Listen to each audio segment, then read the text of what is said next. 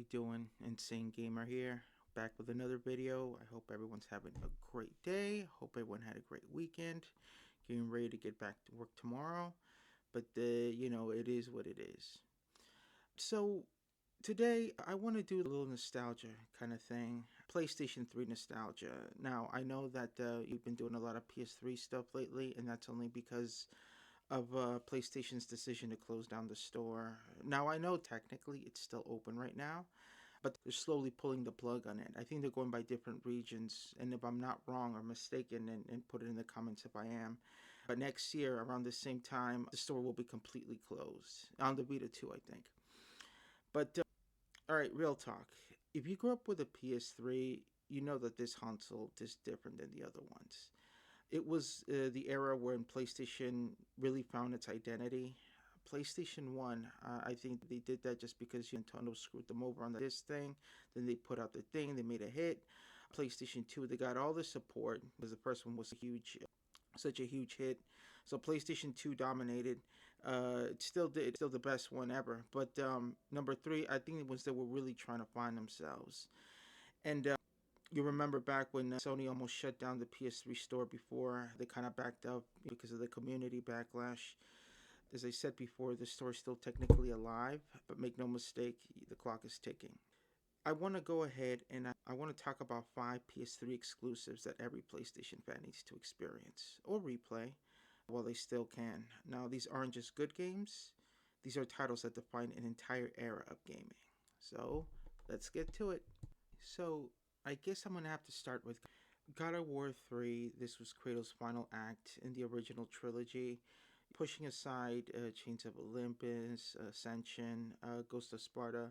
Basically, the third game, that's when he storms towards Olympus with the army of Titans. And it was just epic. One of the big things about this game is that they push the hardware's limits. So, the battle scenes that they were doing when you were fighting on top of Titans, and the way the battle transitioned from fighting to cinematic, then back to fighting, that kind of stuff, it was crazy. They really emphasized on how much work they put into this game. Of course, this is the supposed to be the end game of the original trilogy that started back on PlayStation 2.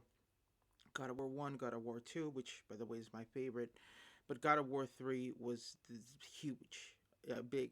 If you were a God of War fan when this came out, it was like Super Bowl day. You know what I mean?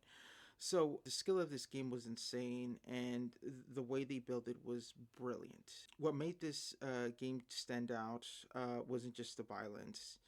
It was how it was choreographed, the combat-like movie scenes. Every boss felt like a massive set piece. Remember Chronos?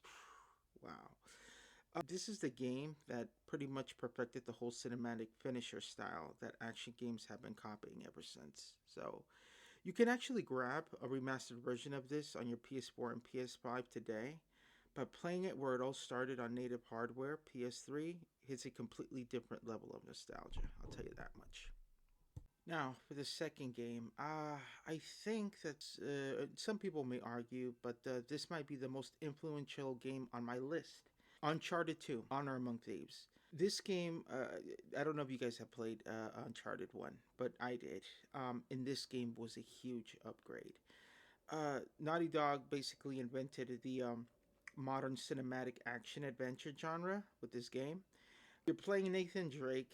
Even when the game starts, you're on a train that's about to fall off a building, and then you climb up. You're wounded, and before you know it, you're globe-trotting from Nepal to a war zone in Eastern Europe.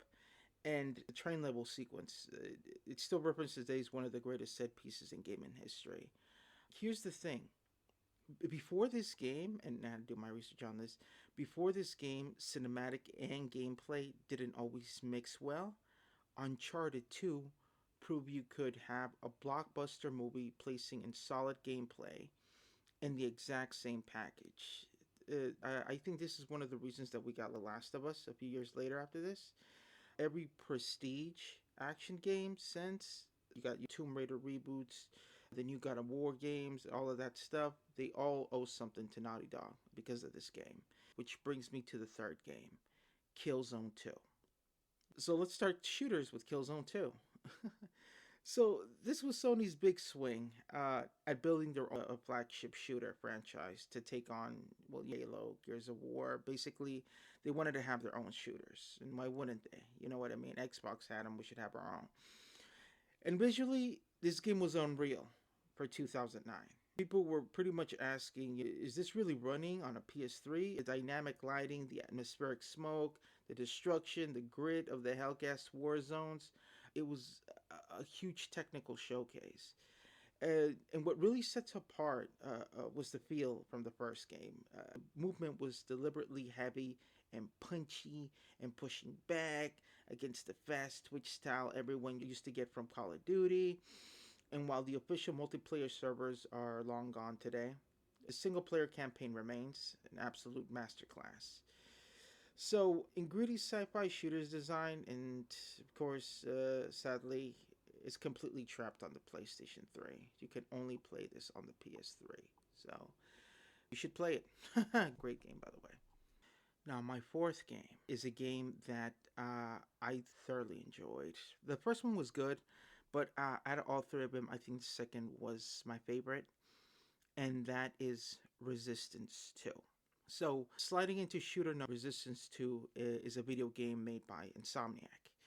Now, this one I believe is super underrated. If you played it, it's set in an alternate history in the 1950s. America was getting invaded by some alien race called the Chimera, and basically you play. I forgot what the main. Damn, it's been such a long time.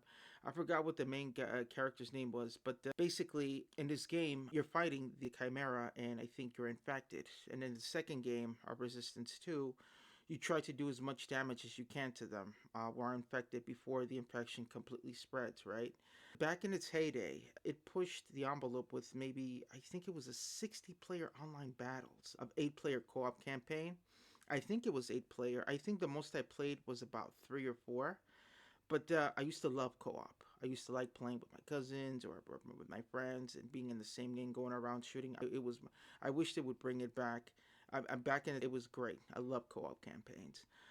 Now, even though those online servers are offline now, the single player campaign is still well worth dusting off your console for. If you have your PlayStation 3 out there somewhere with the little disc that says Resistance 2 on it, just wipe the dust off it and hook it up and just go ahead and play. The skill of the boss fights was mind blowing.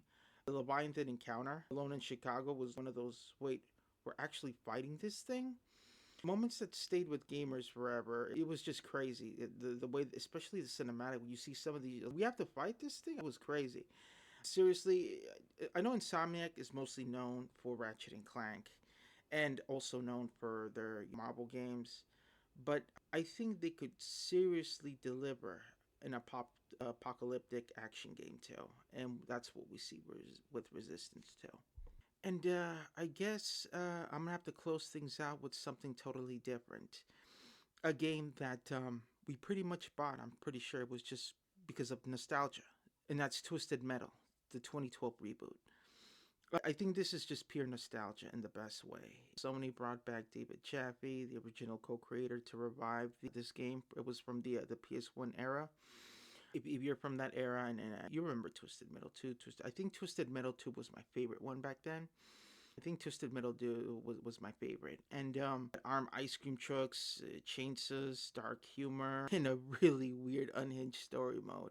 At the time when most shooters were trying to be hyper realistic and dramatic, Twisted Metal was one of those games that were just, nah, let's just make it pure chaotic fun. It's another classic example of a great PS3 title that never got ported over forward. So, if you want high octane car combat with that signature 2000s edge, your physical PlayStation 3 copy is the only ticket in town.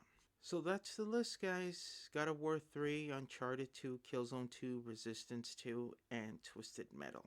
These are 5 games that show the massive range Sony was pushing back in the day. From blockbuster cinematic spectacles to greedy, heavy hitting shooters and tool vehicular mayhem. Now, look, games like God of War 3 and Uncharted 2 got lucky. You can pick those up, I think I said earlier. You can pick the remasters up and get them on the PlayStation Store and your PS5 right now. But games like Killzone 2, Resistance 2, and Twisted Metal, The remake, their servers are offline.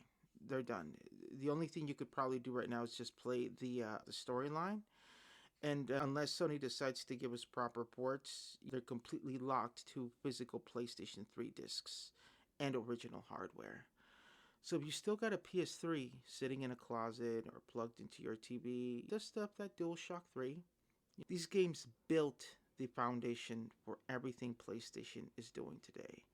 And experiencing them on a native hardware is getting rarer by the day.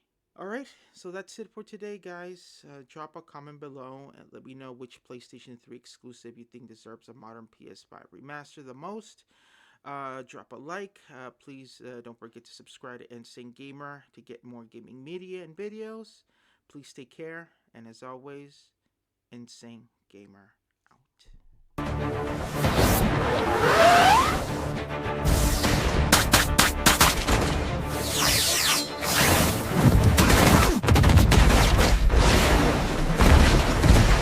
Next-gen gaming starts here.